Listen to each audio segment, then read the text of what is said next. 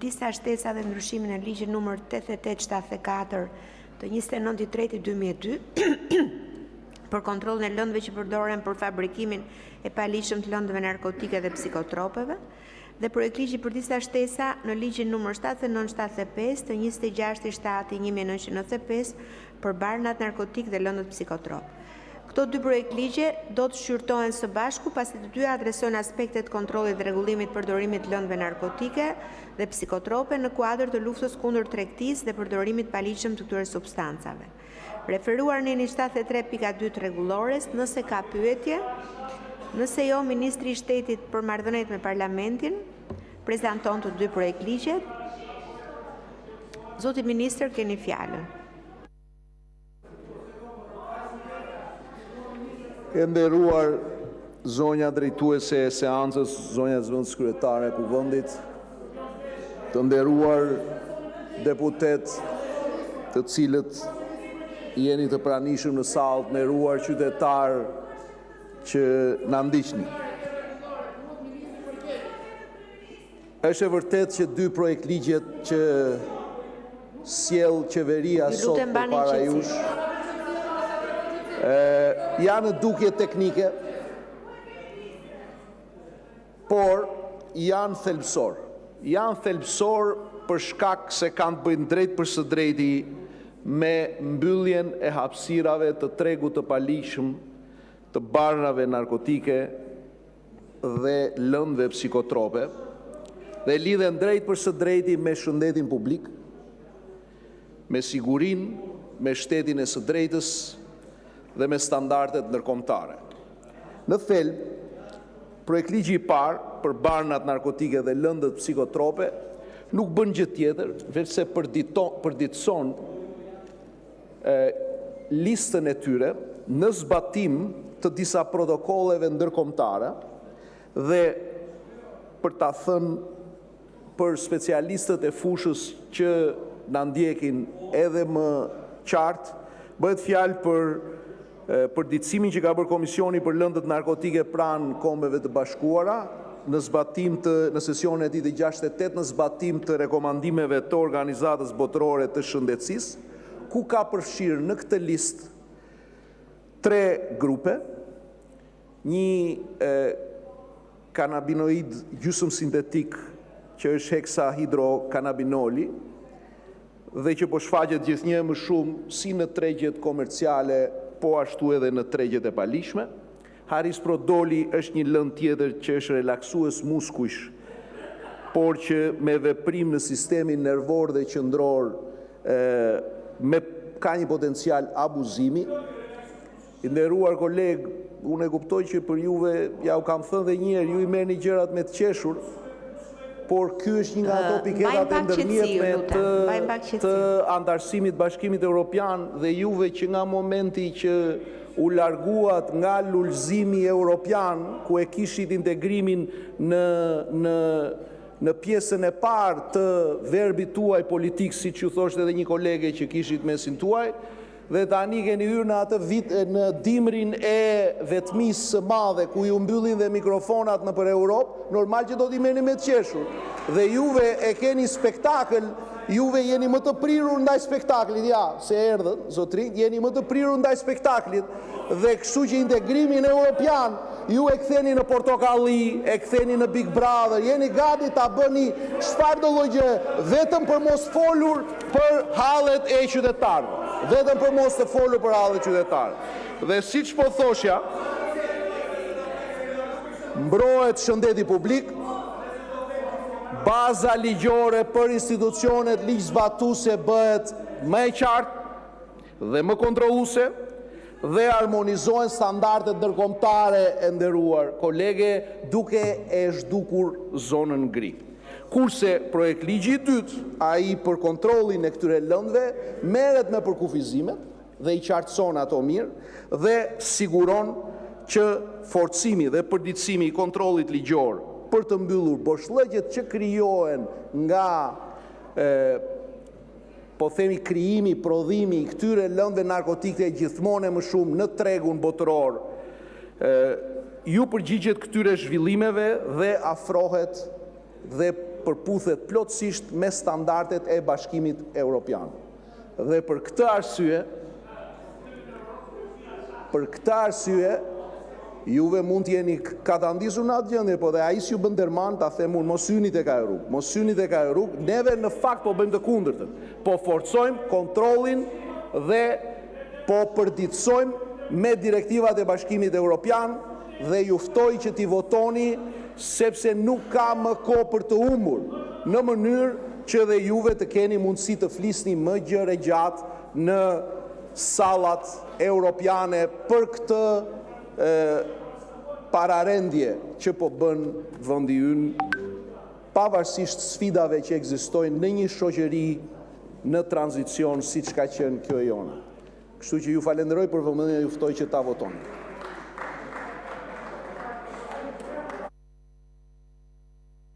Hapim listën e diskutantëve. Zoti Berisha, keni fjalën 10 minuta.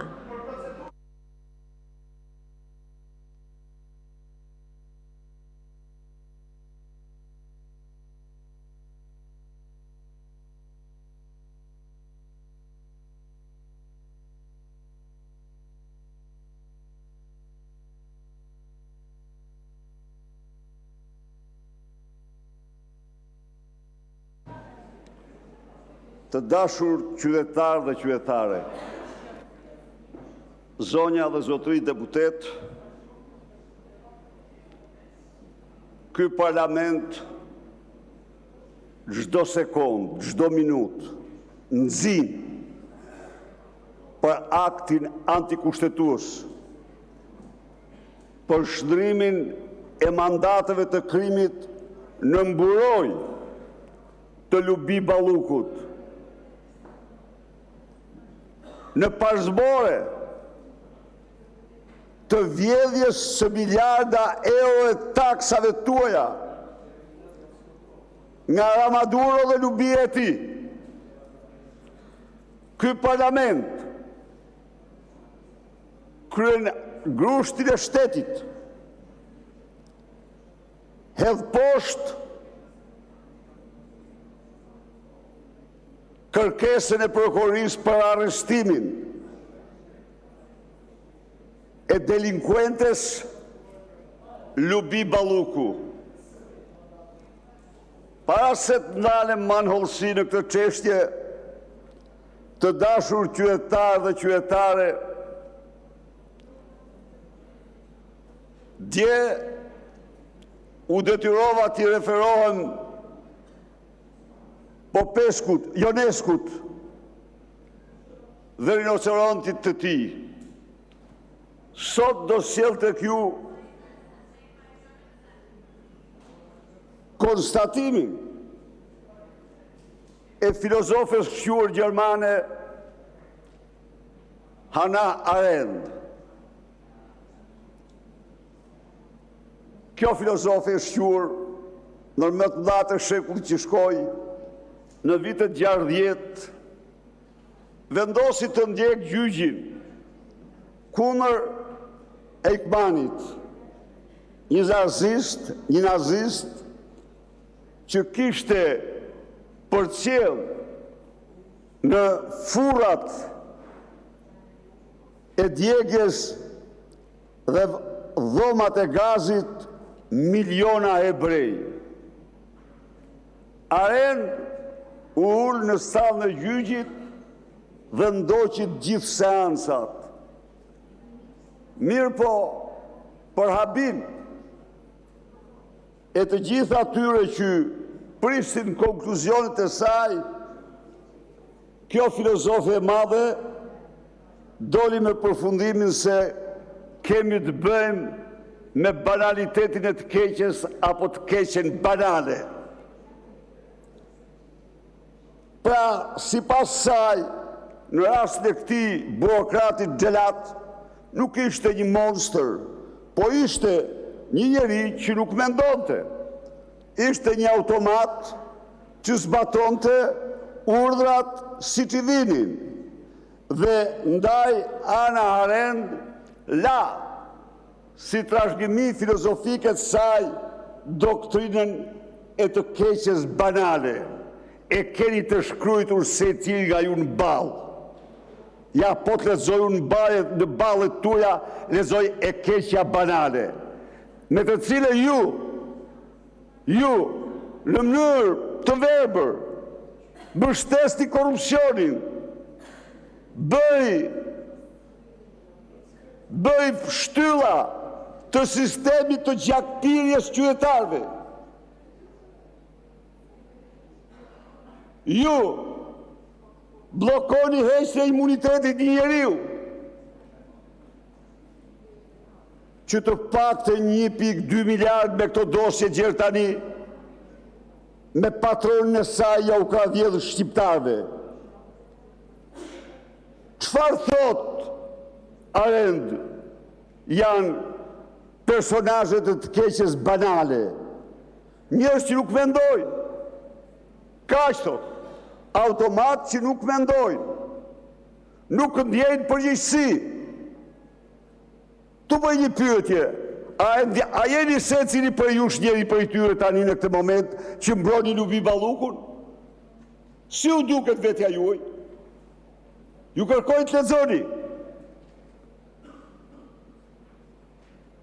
Sa të dilni nga kjo seancë të keqen banale dhe të shifni se si jeni prototipi i saj. Po si ka mundësi, po që të lidh ty që të mori të futi të nxori po të gjithë nga partia, të mos ngresh zërin tani. Mirë kjo tjetra që kjo ja ka falë shpirtin dreqit, s'kam të them për te, po ju tjera që bëj avokatës saj.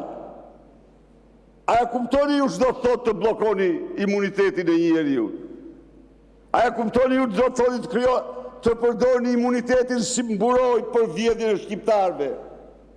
A mendoni ju se çfarë zemërimi revoltet jashtëzakonshme krijoni tek qytetarët që mezi mbyllin ditën për kafshat në gojës, mezi mbyllin muajin që mbys blejnë do të ilaçet e tyre, që vdesin në spitale si ja u vidhni ilaçet një lloj si Tanardje, i vidh të ushtarë të plagosur të vrarë në Vaterlo. Çfarë jeni ju am ta apo jo? E keqja banale. Edhe një herë, si e pranoni ju këtë pozicion? Për ke? Ku është? S'është? Ja, ky është përfaqësuesi i saj. Ky këtu, mrapa, që del dhe i bën avokati ministrit, sepse ministri s'mbrohet dot. Po nëse i keni analfabet, mos i veni ministra. Po sigurisht, të duk ty se nuk foli mirë dhe dilje ti flisjen e mërti. Që është kjo, apo jo? A keni përgjegjësi ju, por ndaj vetës tuaj, ndaj familjeve tuaja, ndaj fëmijëve tuaj, ndaj njerëzve tuaj, ndaj zgjedhësve tuaj? A ndjejnë përgjegjshëm apo jo?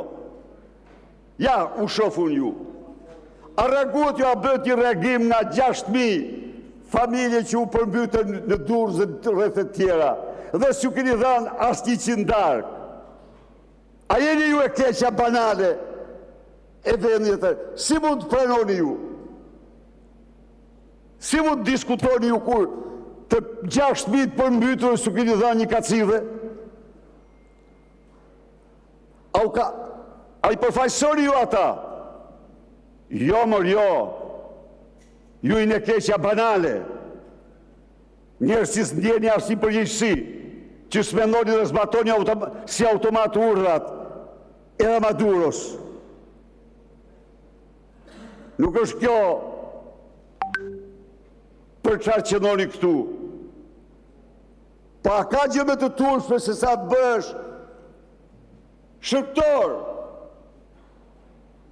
i Lubi Ballukut. A e dini ju që ajo ju urren ju dhe ju këtë e dini dhe prapë e mbroni? A e dini ju që u ka kap kreun tuaj për koke dhe për këmsh dhe ju prapë e mbroni sepse u detyron krye korruptori. Nuk do të vini si automat këtu ju. Ç'është kjo? Ky është një proces, ky është një akt depersonalizimi. Njerëz që s'marrin asnjë përgjegjësi ndaj shqiptarëve, ndaj vetes tuaj, ndaj familjeve tuaja. So nuk mund të them se të gjithë jeni të përzirë në tunelin e Llogaras. Nuk mund të them se jeni të përzirë në Unazë dhe Madhe. Po pse i merri përsi për ju atër këto? Se dhe ju keni vjedhë nga pak, vjedhni dhe ju sa mundeni. Ndryshe se s'ka kuptim. Kjo është e keqja banale. E keqja bërë nuk ka, kjo është. Jeni personazhe. Prandaj dhe kjo seancë është e turpshme. S'ka kjo seancë. Shqiptarët kërkojnë të zhbllokohet sistemi i drejtësisë. Tani keni filluar të çoni mesazhe ju. Ti kërcëni, jo një minutë, vetëm një minutë.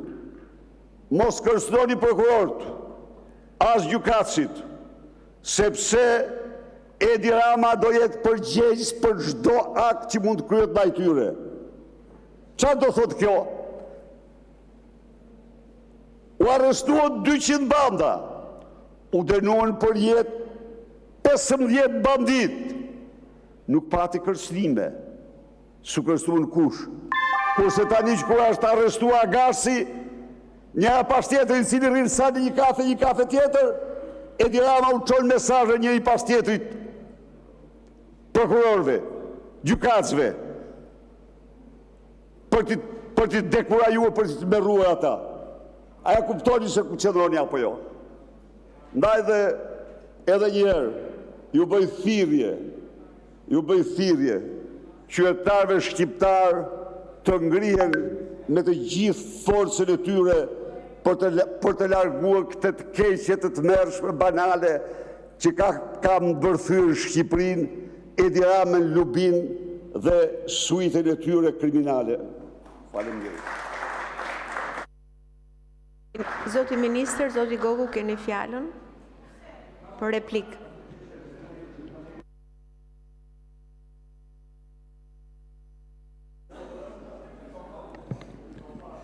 I nderuar zotëri parafolës, jemi duke folur për lëndët psikotrope dhe barnat narkotike. Dhe në momentin që ju parashtroni një alucinacion filozofik, mendoj që ne duhet themi mbrapsht tek receta. Do ishte mahnitur vetë Hannah Arendt, po të dëgjonte këtë fjalim.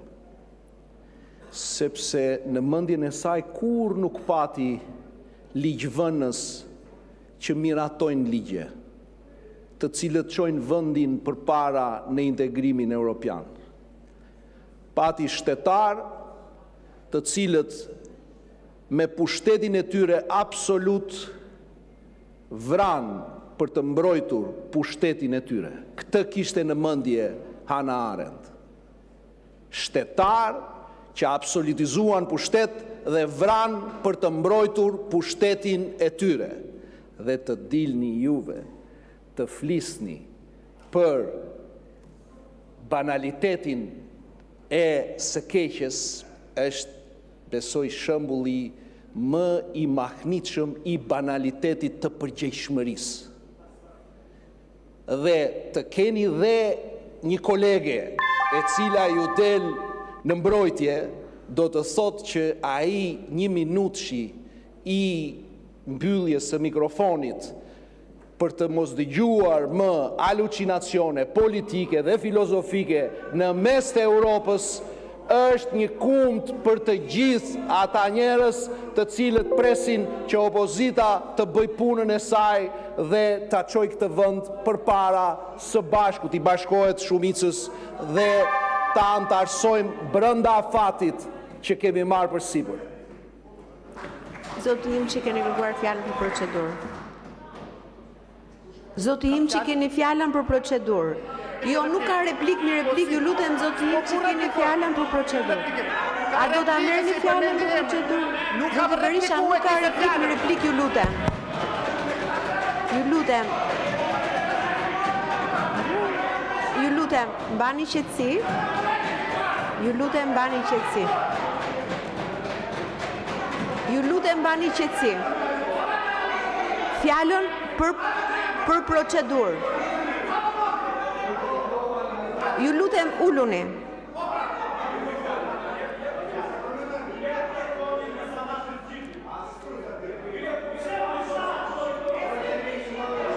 Keni fjalën për Zoti Berisha. 1 minutë, ju lutem, uluni, ju lutem, mos uluni. Uluni, sepse fjalën do ta marri për çfarë e ka kërkuar. 1 minutë, ju lutem. Uluni, ju lutem, nuk ka replik mi replik. Do ta merrni për procedurë, Zoti Berisha. Okej.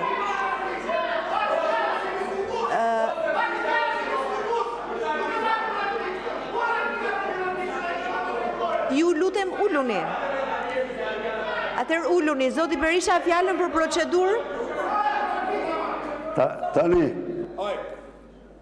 të dashur qytetarë dhe qytetare, unë fola për të keqen banale për këta që janë këtu, kurse ai që është mbrapa me suitën e tij, ata janë e keqja radikale.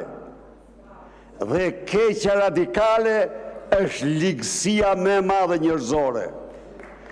Sepse ata, pra, po, se ka dhe të keqe banale dhe të keqe radikale. E dini ju këte, në doktrinë. Dhe këta të keqes radikale, këta janë njerëzit më të pashpirt që majmen çdo ditë duke vjedhur të varfrit, duke vjedhur qytetarët, duke vjedhur shqiptarët. Këta të keqes baljak, këta të gjithë janë, e keqja radikale. Këta janë hajdut të pashoq. Po ju, që i mbroni këta, edhe nuk ja u tregoni vendin, ju i në keqja banale. Ndaj dhe nuk ka kuptim se unë mund të flisja këtu për Escobarin e Ballkanit dhe të Europës Ramaduron. Mund të flisja këtu për çfarë s'mund të flisja për drogën dhe narkoshtetin. Por e keqja, ajo që bëni ju këti vendi është e të mërshme, nuk ka të ndalur. Po si më bëj ushtar, shërptor të Lubi Ballukut, por çfarë digniteti keni ju që i bëni këta akta më këta, po jo? Si më të blokoni ju imunitetin? Çfarë u thoni ju, qytetarëve? Çfarë u thoni ju familjarëve tuaj se ne do mbrojmë vjedhësën, hajdutën Lubi Balluku dhe Edi Ramën? Po cili nga familjarët tuaj, cili nga njerëzit tuaj, cili nga miqtë tuaj, shokët tuaj, do të miraton të këtë akt? Po është kapur tani. Ju mbroni Ramën, po Rama do u marrë me vete ju garantoj. Ju garantoj, kaq. Zoti Balla, keni kërkuar fjalën për procedurë?